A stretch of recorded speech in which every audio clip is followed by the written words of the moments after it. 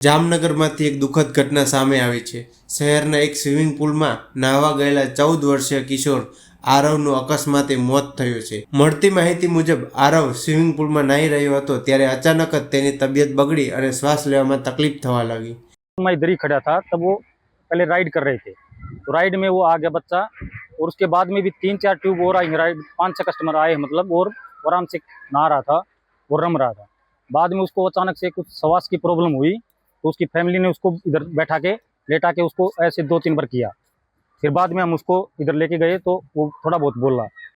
ઘટનાની જાણ થતાં જ આસપાસના લોકો સ્ટાફ દ્વારા કિશોરને તાત્કાલિક બહાર કાઢી સારવાર માટે ખસેડવામાં આવ્યો હતો। ત્યારબાદ 108 એમ્બ્યુલન્સ મારફતે આરવને જીજી હોસ્પિટલમાં લઈ જવામાં આવ્યો હતો। જોકે હોસ્પિટલમાં સારવાર દરમિયાન તબીબોએ તેને મૃત જાહેર કર્યો હતો। આ ઘટનાને પગલે પરિવારજનોમાં શોકની લાગણી ફેલાઈ ગઈ છે। સમગ્ર બનાવ અંગે વધુ તપાસ હાથ ધરવામાં આવી રહી છે। हॉस्पिटल जाने के बाद उन्होंने कोई ट्रीटमेंट चालू किया और वहाँ पे वो एक बार बोला था, फिर उन्होंने जामनगर रेफर कर दिया 108 में।